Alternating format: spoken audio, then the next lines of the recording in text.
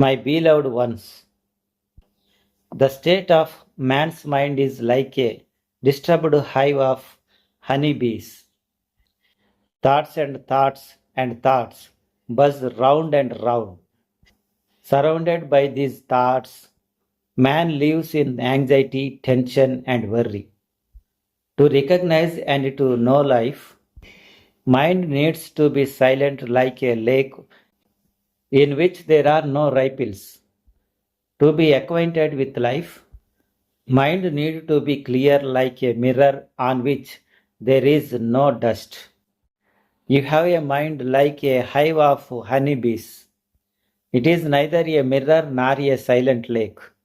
If you think that you will be able to know something with such a mind, that you will be able to attain to something, or that you will be able to become something, you are making a great mistake. It is absolutely necessary to become free from this constant flow of thoughts. To have thoughts and thoughts and thoughts buzzing around is not a sign of health. It is the sign of a sick mind. When one's mind is totally pure and clear, when it is healthy, then thoughts disappear. Consciousness remains, but thoughts disappear. When mind is sick and unhealthy, then consciousness disappears and only a crowd of thoughts remains. You live in that crowd of thoughts from morning until evening, from evening until morning, from birth until death. You live in a crowd of thoughts. How can you get free of this crowd of thoughts? I said a few things about this in the morning, and some questions have been asked in connection with what I said. I will now answer those questions. The first thing is that becoming free of thoughts is the second step. The first step is not to create a crowd of thoughts in the first place. If you go on collecting thoughts on the one hand and try to become free of thoughts on the other hand, how will you manage? If you want to get rid of the leaves of a tree and you go on giving water to the roots of the tree, then how will you be able to get rid of the leaves of the tree? Watering the roots, you don't seem to realize that there is a relationship between the roots and the leaves, a deep relationship. The roots and the leaves seem to be separate, but the leaves are not separate from the roots, and the water which is given to the roots reaches all the way up to the leaves. So you collect many thoughts and water their roots. Then, when these thoughts leave the mind feeling very uneasy and disturbed, you want to find a way to silence them. But to stop the tree from growing leaves, you have to stop giving water to its roots. You should understand how you water the roots of your thoughts. If you come to understand this, you can stop it. Then it will not be long before the leaves wither away. How do you water your thoughts? For thousands of years, man has had the illusion that he can attain to knowledge by accumulating other people's thoughts. This is absolutely false and wrong. No one can ever attain the knowledge by accumulating other people's thoughts. Knowledge comes from the inside and the thoughts comes from the outside. Knowledge is yours and the thoughts are always from others, always borrowed. Knowledge is the throbbing of your own being. It is the surfacing of that which is hidden within yourself. Thoughts are a collection of what others have said.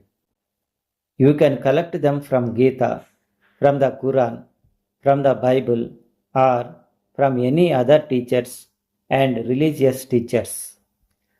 Whatever you get from other people does not become your knowledge. It becomes ways and means with which you hide your ignorance. And when a man's ignorance is hidden, he can never attain to knowledge, because you have the idea that this is your knowledge. You cling to it with your whole being. You cling to your thoughts. You are not courageous enough to drop them. You support them because you think they are your knowledge, and that if you lost them, you will become ignorant. But remember that howsoever much you may cling to your thoughts, you do not become a knower through these thoughts. When someone digs a well, he first takes out of the soil and stones, and then water seeps in from the side of the well and fills it. The water was already there. It did not need to be brought from anywhere else. Only some stones and layers of the soil needed to be removed. There were some hindrances, some obstacles. Once they were removed, the water appeared. It was not necessary to bring water to the well. It was already there. Just some hindrances had to be removed. Knowledge is already present inside. It does not have to be obtained from somewhere else. Its springs are hidden inside.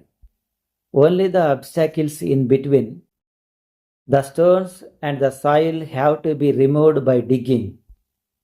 Then the springs of knowledge will start appearing. But one can make a well and one can make a pond. Making a pond is different. You do not need to look for a natural source of water to make a pond. The way to making a pond is completely opposite to that of making a well. To make a pond, you do not need to dig out stones and soil. You have to bring them from somewhere else and make a wall of them. And when the wall has been built, the water does not come by itself. You have to take water from other people's wells and put it in the pond. On the surface, a pond gives the illusion of a well. It appears to be a well. You can see water in a pond, and you can also see a water in a well. But the difference between a pond and a well is the same as the difference between the earth and sky. The first difference is that a pond has no water of its own. No thirst in this world is quenched by something that is not one's own. Whatever is in a pond is borrowed. It soon becomes stale and stagnant, because that which is borrowed is not alive. It is dead. The water standing in the pond becomes stagnant, rotten, and will soon starting stinking. But a well has its own source of water. The water never becomes stagnant. The well has its own flowing source. Two different processes are happening with a pond and a well. A pond is afraid that somebody will take its water away, because if its water goes, it will become empty. And a well wants someone to take its water so that more fresh water can fill it. Fresh water and more alive. A well calls out, "Take my water, I want to share it." And a pond calls out, "Keep away, don't touch my water, don't take my water." A pond wants somebody who has water to bring it and pour it in so its wealth can grow. But if somebody has a bucket, the well wants that person to take some of its water so that it can get rid of the water which has become old and get new water. A well wants to share. A pond wants to hoard. A well has streams which are connected to the ocean. A well seems to be small, but deep inside it is connected with the infinite. And howsoever big a pond may look, it has no relation to anyone. It ends in itself and is closed. It has no stream. It has no way of connecting with the infinite. If somebody goes to the pond and talks about the ocean, the pond will laugh and say, there is no such thing as an ocean. Everything is a pond. There is no ocean anywhere. A pond has no idea about the ocean. But if somebody praises the beauty of the well will think, what is mine? Everything comes from the ocean. What am I? Whatever comes to me is connected far away with something else. A well cannot have any I of its own, any feeling of I am, but a pond has an ego and a feeling of I am. And the interesting thing is that a well is very big, but a pond is very small. A well has its own wealth, but a pond has no wealth of its own. Man's mind can become a well or a pond. These are the only two possibilities of how man's mind can evolve. And a person whose mind becomes a pond slowly will become mad. All of your minds have become ponds. You have not created wells. You have created ponds.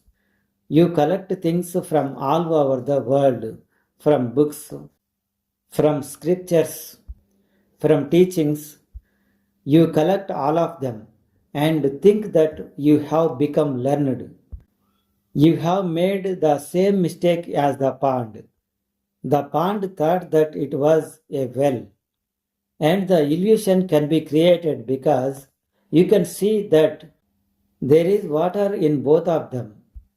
You can find knowledge in a scholar, a teacher, and in a conscious person, but a scholar is a pond, and a conscious person is a well. There is a great difference between the two. You cannot imagine how fundamental and how deep this difference is. The knowledge of a scholar is borrowed, stale, rotten.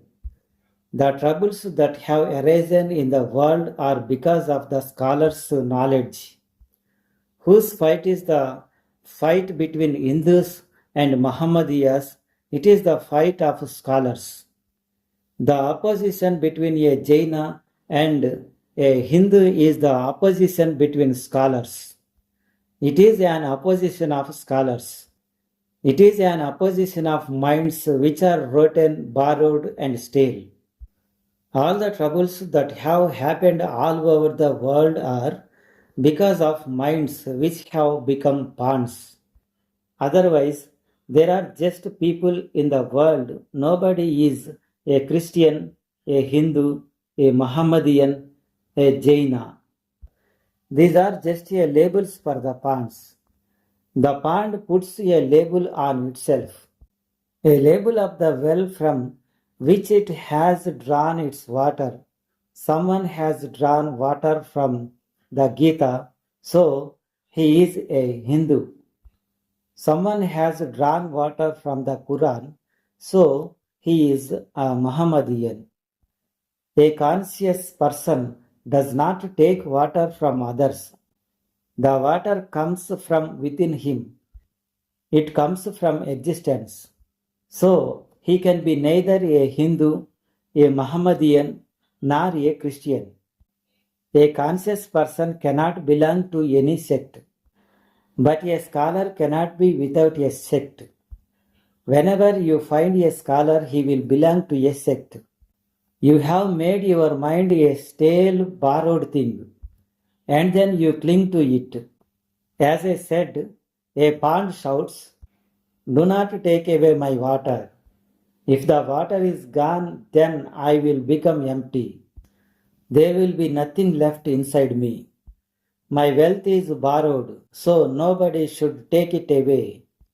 Remember, the wealth which decreases when it is used is always borrowed and false, and the wealth which increases when it is used is true. Wealth which is depleted by sharing is not wealth at all. It is only an accumulation. Only wealth which increases by sharing is really wealth. Hence, the nature of wealth is such that it will increase when it is shared. If it decreases when it is shared, then it is not wealth. And then, too, someone who is afraid that his wealth will disappear through sharing must take great care of his wealth. So, all borrowed wealth is a problem because it is never real. Fear arises that it will disappear, and so you cling to it more tightly. You cling tightly to your thoughts. You care for them more than for your life. All this garbage which has accumulated in your mind did not get there just by chance. You have arranged it, you have collected it, and you are taking care of it.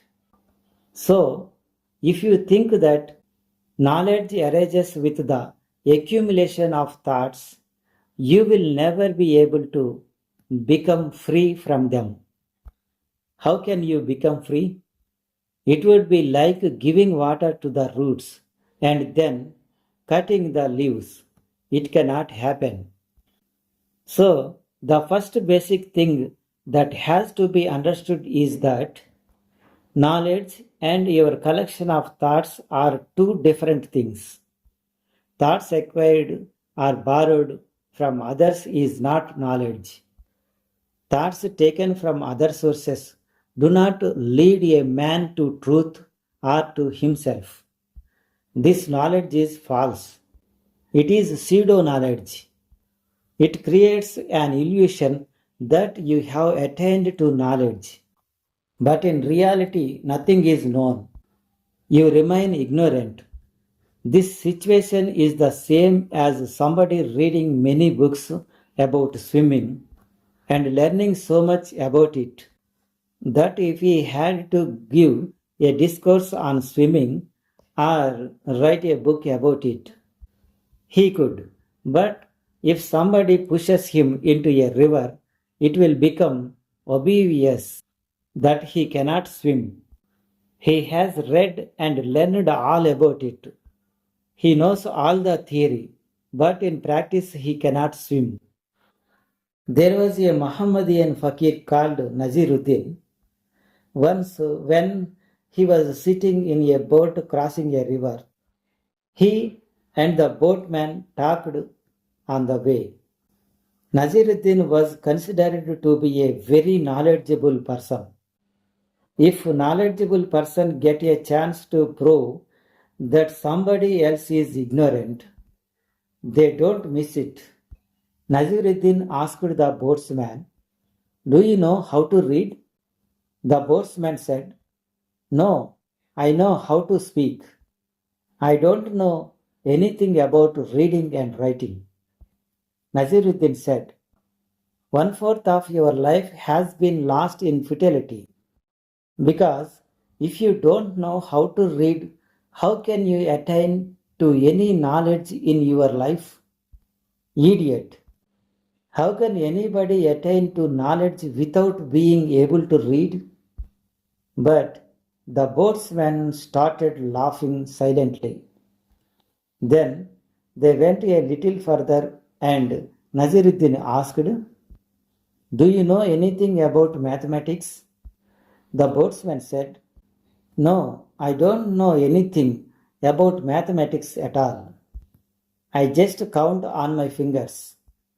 Naziruddin said, "Another fourth of your life has been lost in futility because someone who doesn't know about mathematics, who cannot even calculate, cannot earn much of a living.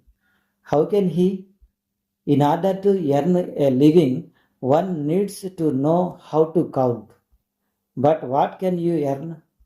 Half of your life has been futile. Then a storm, a hurricane arose, and the boat turned over and sank. The boatsman asked, "Can you swim?" Naziruddin cried, "No, I cannot swim." The boatsman shouted, "Your whole life has been wasted. I am leaving. I don't know how to do mathematics or how to read a language, but I do know how to swim. So I am leaving you. Your whole life has gone to waste." There are truths in life which can only be known by the self. They cannot be known through books or through scriptures. The truth of the soul or the truth of existence can only be known by the self. There is no other way. These things that are written in the scriptures, we can read them, we can understand them, we can memorize them, we can learn them, we can tell others about them, but no knowledge will be attained through them. The accumulation of facts and other people's opinions is not a sign of knowledge. It is only a sign of ignorance. A person who is conscious and awake is free of all this knowledge. This is no question of him collecting any more facts. He knows himself. With that self-knowledge, the mind is not a disturbed hive of honeybees. It is a mirror, a silent lake. Your mind is a buzzing hive of thoughts, which you have been breeding because you think they are knowledge. You have given them space in your house. You have made them residents. You have made your mind a caravanserai. Whosoever comes can stay there as long as he is wearing the clothes of knowledge. Then he has the right to stay. And the crowd in the caravanserai has increased and grown so much that it has become difficult to decide who is the master in this crowd. Those who are the guests are making such a noise that the one who shouts the most becomes the master, and you don't know who the real master is. Each thought shouts loudly that it is the master. So in this crowded caravanserai, it has become impossible to know the real master. No thought wants to leave. How can you get someone to leave when you have invited him to stay? It is easy to invite a guest, but it is not so easy to get rid of him.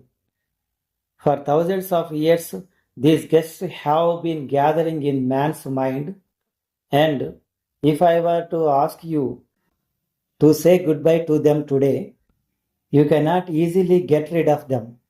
But if you understand the nature of your illusions, then it is possible to get rid of them. You cherish these thoughts because of your illusion that they are knowledge. So the first thing to understand is that all thoughts borrowed from others are futile. If this becomes clear to you, then you have cut the very root of your collection of thoughts and ideas. You have stopped giving water to the roots. An old sage was passing through a jungle with one of his young monks. The night descended and it began to get dark. The old sage asked the young monk, "Son, do you think there is any danger along this path? This path leads through a dense forest and it is getting dark. Is there anything to be afraid of?" The young monk was very surprised because the question of being afraid should not arise in a sannyasin. Whether the night was dark or bright, whether it was a forest or the marketplace, for a sannyasin to feel fear was very surprising. And this old man had never been afraid. What had happened today? Why was he afraid? Something or other was wrong. They went on a little further, and the night became darker. The old man again asked, "Is there anything to worry about? Will we reach the next town soon? How far is it?" Then they stopped near a well to wash their hands and faces. The old man gave the bag on his shoulder to the young monk and said, "Take care of it." The young man thought, "Certainly, there must be something in the bag. Otherwise, there would be no question of fear or of taking care of it." For a sannyasin, even to take care of something was strange. Then there is no point to becoming a sannyasin because a person who has things to take care of is a householder. What does a sannyasin need to take care of? The old man started washing his face. So the young man put his hand inside the bag and saw a golden brick in the bag. Then he understood the cause of the fear. He threw the brick away in the forest and placed a stone of the same weight inside the bag. The old man returned quickly after washing his face, quickly took the bag, touched it, felt the weight, placed the bag on his shoulder, and started walking again. Then, after walking for a little while, he said, "It is becoming very dark. Have we forgotten the way? Is there any danger?" The young man said, "Don't be afraid. I have thrown away the fear." The old sage was shocked. He immediately looked into the bag and saw that instead of the gold, there was a stone inside. For a moment, he stood there stunned. Then he started laughing and said, "I have been an idiot. I have been carrying a stone. Yet I was afraid because I thought it was a gold brick." When he realized that he had been carrying a stone, he threw it away and said to the young man, "Tonight we will sleep here, because it is difficult to find the way in the dark." That night they slept peacefully in the forest. If you think your thoughts and ideas are bricks of gold, you will take care of them and stay very attached to them. But I wanted to say to you that they are not golden bricks, they are just heavy stones. What you think is knowledge is not knowledge at all. It is not gold, it is absolutely a stone. The knowledge obtained from others is just a stone. Only the knowledge that comes from within you is gold. The day you see that you are carrying a stone in your bag will be the day that the matter will be over. Then there will be no difficulty in throwing away the stone. There is no difficulty in throwing away garbage, but there is difficulty in throwing away gold. As long as you feel that your thoughts are knowledge, you cannot throw them away, and your mind will remain troubled. You may try thousands of ways to calm it, but nothing will work. Deep down, you want the thoughts to remain because you think they are knowledge. The greatest difficulties in life arises from the misunderstanding that something is what it is not. Then all kinds of troubles arise. If somebody thinks that a stone is a brick of gold, then problems start. If somebody realizes that a stone is a stone, then the matter is over. So the treasure of your thoughts is not a real treasure. This fact has to be understood. But how to understand it? Will you understand by my saying it is so? If you understand by my saying it, then this understanding will be a borrowed one. It will be futile. There is no question of your understanding something because I say it is so. You have to see, search, and recognize for yourself. If the young monk had said to the old man, "Keep walking, there is no need to worry. There is a stone in your bag, not gold," it would still not have made any difference to the old man until he saw with his own eyes that this was the case. If the young man had simply told him, he would not have believed it. He would have just laughed at the young man and thought that he is just a boy. He is ignorant. He does not know anything. Or he could have believed him and accepted his words. But his acceptance would have been false. Keep inside, he would have still hold on to the idea of keeping the gold brick safe. Only seeing it for himself made the difference.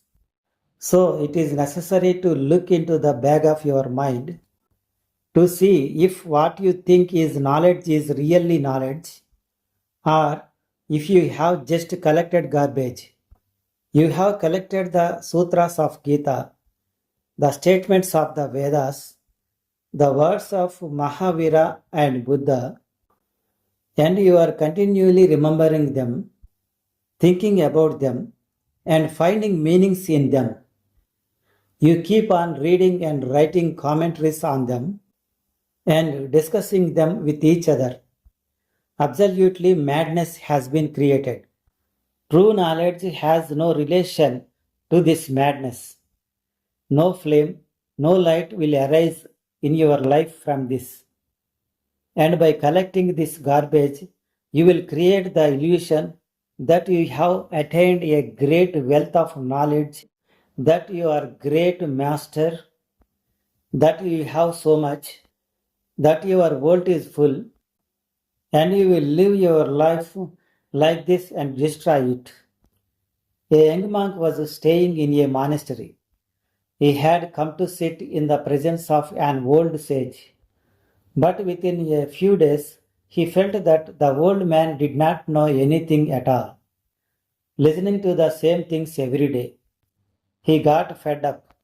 He thought that he should leave this monastery and search somewhere else for another master. This was not the place for him. But on the day he was to leave, another monk visited the monastery. That night, the residents of the monastery gathered and they talked about many things. The new monk was very knowledgeable about so many things, very subtle and perceptive, very deep and very intense. And the young monk thought that this was how a master should be. Within 2 hours, the new monk had mesmerized everyone. The young monk thought that the old master must be feeling a lot of pain and feeling very depressed that he is so old and yet has not learned anything, while this newcomer knew so much. After 2 hours, when the talks were over, the guest monk looked at the old master and asked, "How did you like my talks?" The old man said, "My talks?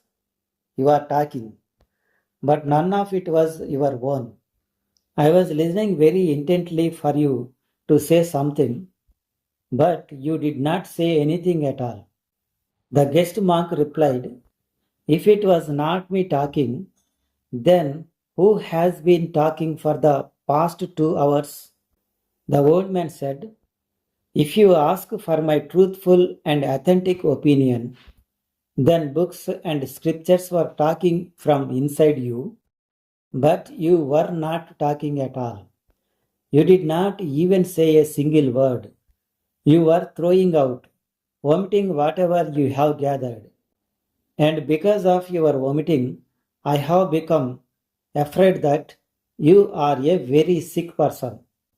For 2 hours, you went on vomiting whatever was collected in your stomach, and you filled the whole room with the dust and stink of it.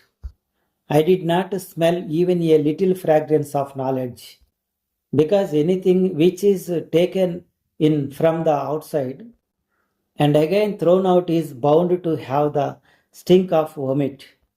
You did not say anything yourself. Not a single word was your own. After listening to the old sage, the young monk who had wanted to leave the monastery decided to stay. That day, for the first time, he realized that there are different kinds of knowledge. One kind of knowledge is that which we collect from outside, and another kind of knowledge is that which arises from within. Whatever we collect from the outside becomes a bondage. It does not liberate us. We are liberated by that which comes from the inside. So, the first thing to look at inside is, do you really know whatever you know? It is necessary to question each thought and each word which you know. Do you really know it? And if the answer is, I do not know it, then all the golden bricks in your life will slowly turn into stones. It is possible to deceive everybody in the world, but it is not possible to deceive yourself. No man can deceive himself. Whatever you do not know, you do not know. If I ask you, do you know truth? And you nod your head and say, yes, I do, then you are not authentic. Ask yourself inside, do I know truth, or have I just accepted the things which I have heard? And if I do not know, then this truth is not worth a single penny. How can something I do not know change my life? Only the truth I know can become a revolution in my life. Truth that I do not know is not worth a penny. It is false, and it is not a truth at all. It is not borrowed, and it is not going to change anything in my life. It is as if I were to ask you, do you know about your soul? And you would answer, yes, I know, because I have read about it in books, and the priest who teaches in our temple teaches that the soul exists. Man memorizes whatever is taught to him like a parrot. But this memorizing has nothing to do with knowing. If you are born in a Hindu family, then you become one kind of parrot. If you are born in a Jain family, then you become another kind of parrot. And if you are born in a Mohammedan family, then you become a third kind of parrot. But in each situation, you become a parrot. Whatever is taught to you, you go on repeating for your whole life. And because there are so many parrots around you, nobody objects, nobody argues. These other parrots nod their heads. You are absolutely right, because they have learned the same thing that you have learned. In religious meetings, the religious leaders are teaching, and everybody is nodding their heads and agreeing that they are absolutely right, because whatever the religious leaders have learned, the people have also learned. And both groups are sitting there thinking that they have learned this too, and all are nodding their heads, agreeing that yes, what is being said is absolutely right. The same thing is written in your books also. We have also read the same thing. The whole of humanity has been deceived about knowledge. This deception is conspiracy against man. All this knowledge has to be cleaned out and thrown away. Only then can you become open to the kind of knowing in the light of which existence is experienced, and the flame of the soul is seen. This is not possible with pseudo knowledge. Pseudo knowledge is not light to all. The house is dark, the lamp is unlit, but people are convincing each other and explaining to each other that the lamp is lit. And after hearing it said again and again, you have also started saying that the lamp is lit. Because somewhere inside there is fear. Others say that if you do not see the lighted lamp, you will go to hell. They say they can see the lighted lamp. And so slowly you start seeing it too. There was once a great king. One morning a mysterious stranger came and said to him, you have now conquered the whole earth. So the clothes of a human being do not suit you. I will bring you the clothes of the gods. The king's mind became greedy. His intellect was saying, how can the gods have clothes? The intellect is even doubtful about the existence of any gods. But he was greedy because he thought that perhaps there were gods somewhere, and if their clothes were brought to him, then he would be the first man on the earth.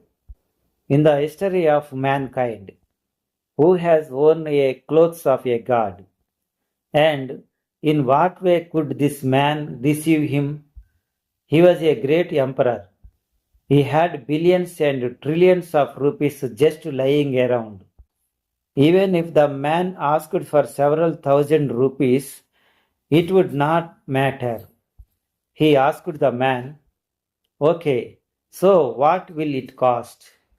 The man said, it will cost at least 10 million rupees because in order to reach the gods, I will have to pay a large bribe. Not only do men take bribes, the gods are also very clever. They also ask the bribes. And a man will agree to a small amount of money. He is poor, but the god will not agree to a small amount. Only if it is a big pile of money will they look at it. Otherwise, they will not even look at it. So, it is very difficult.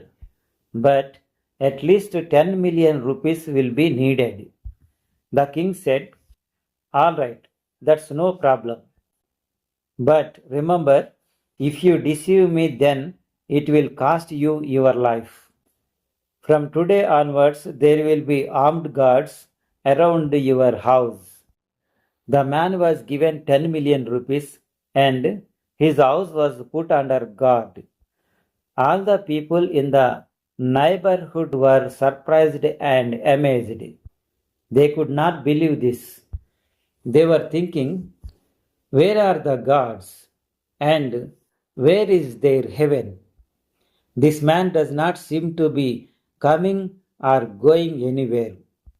He stayed inside his house and told everybody, after 6 months, I will show you the clothes of the gods.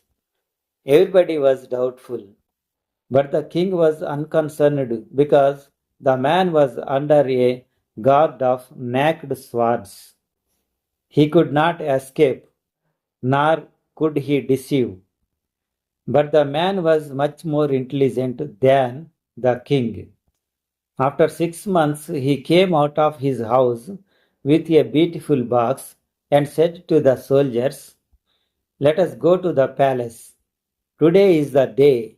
The clothes have arrived. The whole capital gathered.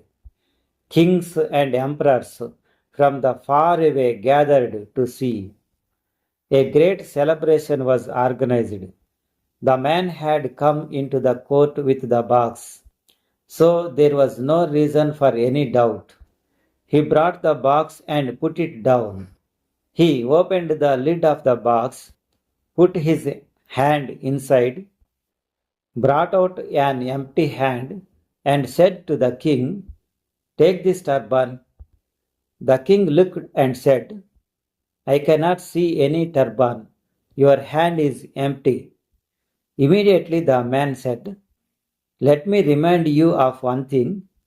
The God have said that only a person who is born of his own father will be able to see the turban and the clothes. Now, do you see the turban? The king said, Of course, I can see it. There was no turban there.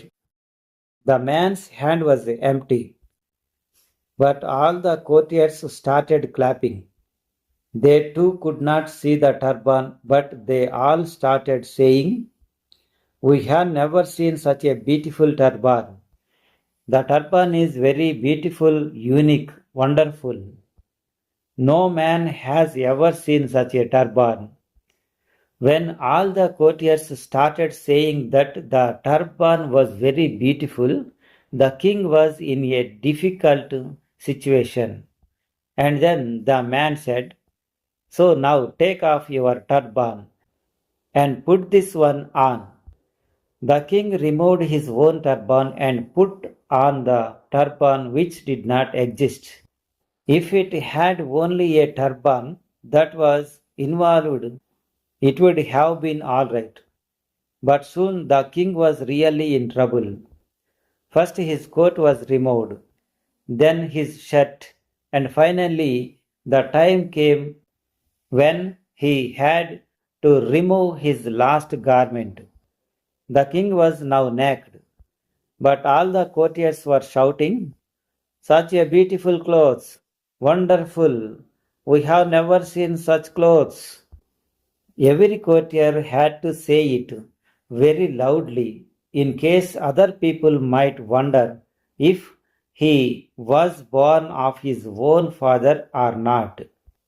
And when the whole crowd was shouting about the clothes, each person was thinking that either something was wrong with his eyes or until now he had been mistaken about his father. If all the other people are shouting about the clothes, they must be right. So many people cannot be wrong. There is a majority. When everyone says the same thing, it must be right. This is democracy. Everybody is in agreement. When so many people agree, they cannot all be wrong. So each person thought that he alone was wrong. And if he remained silent, then people would think that he could not see. The king became afraid. Should he take off the last article of clothing or not? On the one hand, he was afraid that the whole court would see him naked. And on the other hand, he was afraid that if the world came to know that he was not born of his father, then there would be even greater difficulties. It was like going from the devil to the deep blue sea. So, in the end, it seemed better to accept nudity. At least his father's name would be saved. His dynasty would not be defamed. He thought, at the most, people might see me naked. So what? And also, when everybody is cheering about the clothes, they may be right. The clothes may really be there, and it is only that I cannot see them. So, in order to avoid any unnecessary complications, he dropped the last garment and stood there naked. Then the man said, O king, the clothes of the god have descended on earth for the first time. You should have a procession and travel around the city on a chariot. The king became really afraid. But now there was no way out. When man commits a mistake at the first stage, then it becomes very difficult to stop at any later stage, and it becomes very difficult to return. If one is not honest at the first stage, then one keeps on getting more and more hypocritical at the next stage. It becomes difficult for him to know where to return from because each stage has become connected with many other stages. So the king was in difficulty. He could not refuse. He was taken in a procession on a chariot. Maybe you were also there, because there were many people in that city. Everyone saw the procession. So you might also have been there, and you might have prized the clothes. Nobody would want to miss the chance. All the people were praising the clothes loudly, saying that they were very beautiful. Only a child who was in the crowd sitting on his father's shoulder said, "Father, the king seems to be naked." His father said, "You idiot, be quiet. You are small. You have no experience. When you become experienced, you will also start seeing the clothes." "I can see the clothes." The children sometimes say the truth, but old people do not give them any credit because old people have more experience. And experience is a very dangerous thing. Because of his experience, the father said, "Be quiet. When you become experienced, you will also see the clothes. We can all see them. Do you think we have all gone mad?" Sometimes a child will say, "I cannot see God in a statue." Then old people say, "Be quiet. We can see God. Ram is standing there." And when you become experienced, you will also see them. Man is caught in a collective deception. And when everybody is caught in the same deception, it becomes difficult to see. You have to find out if the clothes of knowledge, which you have thought of as clothes, are really clothes. Or are you standing naked in invisible clothes? You have to test each of your thoughts according to this criterion. Do I know this? If you do not know, then be ready to go to hell rather than go on holding to this pseudo knowledge. The first condition of authenticity is that whatever one does not know, one should say that one does not know it.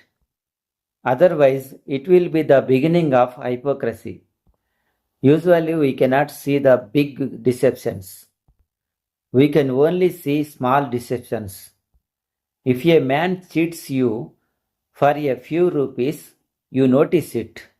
But if a man stands with folded hands in front of a stone statue saying, "Oh God, oh Lord," knowing very well that the statue is made of stone and that there is no God, no Lord there, then even though this man may seem to be authentic and religious, it would be difficult to find a greater deceiver or hypocrite on this earth. He is being absolutely deceptive. He is saying something absolutely false, and he is not feeling anything inside himself. But he cannot gather enough courage to understand what he is saying, what he is doing. A religious person is one who recognizes what he knows and does not know. This recognition is the first step towards becoming a religious person.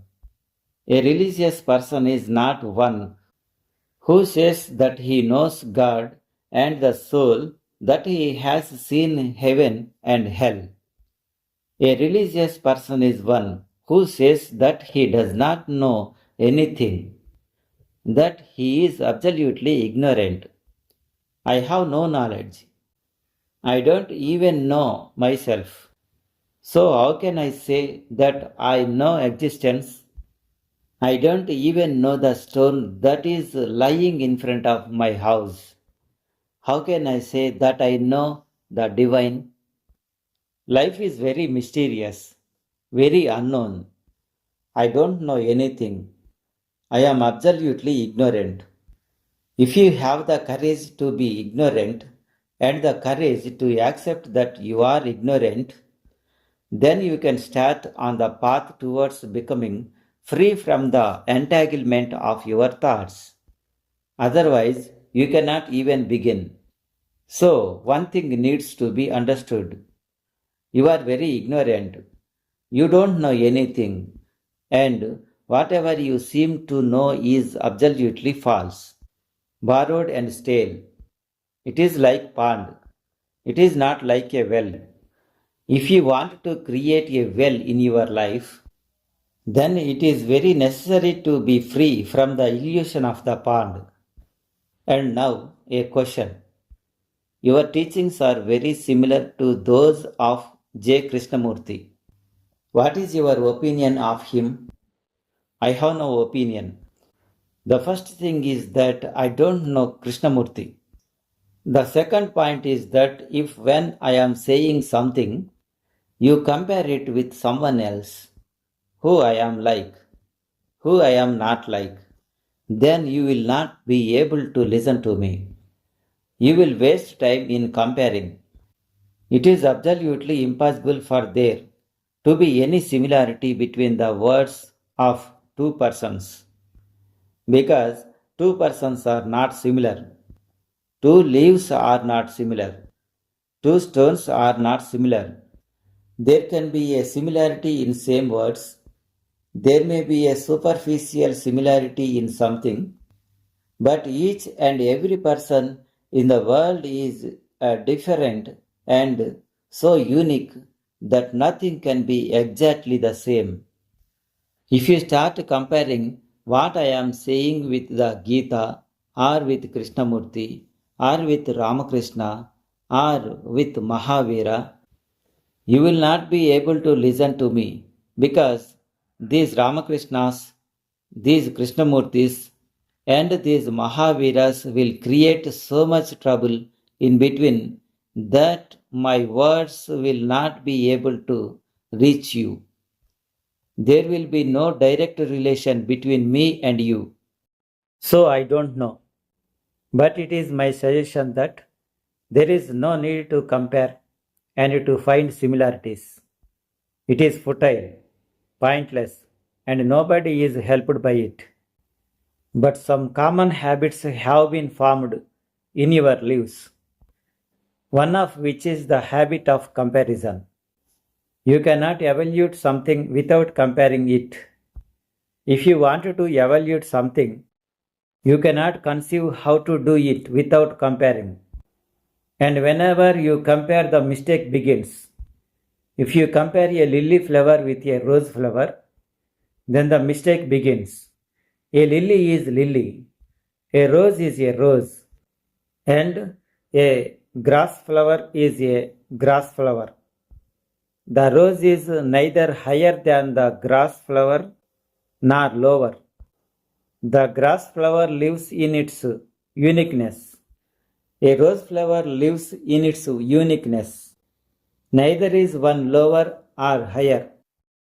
Neither is one equal or unequal. Everyone is like himself and not like anybody else. If this individuality of things, their personality, their uniqueness starts becoming apparent to you, only then you will stop comparing. But you have the habit of comparing. You even compare small children with each other. You say, look, the other children has gone farther than you. You have been left behind. You are being unjust to the children because the other child is the other child. And this child is this child. It is not possible to compare the two. Their beings are totally different. They are completely different. In their uniqueness, in their authenticity, they have no relation to each other. You are in the habit of comparing. Your educational system teach comparison. Your systems of thought involve comparison. Without comparing, you cannot evaluate. And the result is that you do not understand anybody or any thought directly. Many things stand in between. So I will say only this much. I don't know how much similarity or dissimilarity there is between J. Krishnamurti and myself. I have not compared. And I ask you also not to compare either me with somebody else or anybody with anybody else. This comparison goes on. How much similarity is there between Mahavira and Buddha? How much similarity is there between Christ and Muhammad? And how much similarity is there between Rama and Krishna? This is all stupid. There is no question of similarity or dissimilarity because everyone is simply himself. The one has nothing to do with the other, and one has no relation with the other. It is absurd even to say dissimilarity because if there is no similarity, then there is no question of dissimilarity. Everyone is unique himself. In this world, no two people are alike. No two events are repeated. No two experiences are repeated. There is no nothing like repetition in life. Life goes on creating uniqueness continuously. So, there is no need to compare to evaluate. If you are listening to Krishnamurti, then you need to understand him directly. If you are listening to me, then you need to listen to me directly. If you are listening to your neighbor, then you need to listen to him directly. If you are listening to your wife, then you need to listen to her directly. If a third person comes in between, problems and quarrels begin. There is no need for a third person to come in between. Our contact and communication should be direct and immediate. If I am standing in front of a rose flower, and if I remember the flowers that I saw yesterday, and if I start thinking of how much similarity there is between this flower and those flowers, then my seeing this flower will stop. One thing is certain, the shadow of those flowers which can in between will not let me see this flower. And if I want to see the flower which is in front of me, then I need to forget all the flowers which I have ever seen. To bring them in between will be unjust to this flower. And there is also no need to carry the memory of this flower. Otherwise, tomorrow, looking at some other flower, this one may come in between. So don't bring Krishnamurti here. And don't think that because you are listening to me, you can bring me in between while you listen to someone else. Because it will be unjust to that person. See life directly. There is no need to bring anybody in between. Nobody is equal or unequal. Everybody is simply like himself. And I would like everybody to become just himself. Everybody should be himself. This is what I see as the fundamental rule of life. But until now, you have not been able to accept it. Until now, mankind has not been ready to accept each individual as he is. You try to make him become like somebody else. He should become like Mahavira, like Buddha, like Gandhi. This is a direct insult to the individuality of each person. When you say to a person, become like Gandhi, You have greatly insulted him because he was not born to become a Gandhi. One Gandhi has already been born. What is the use of another one?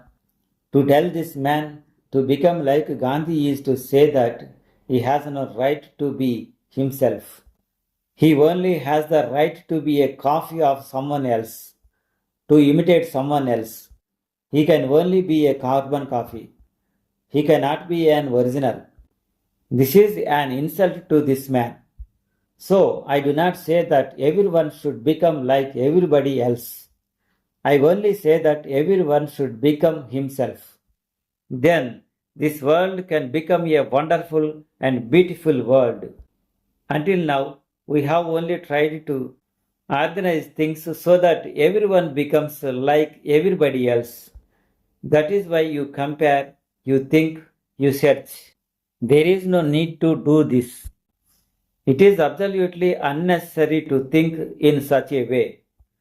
If there are any more questions in this context, we will talk about them tonight.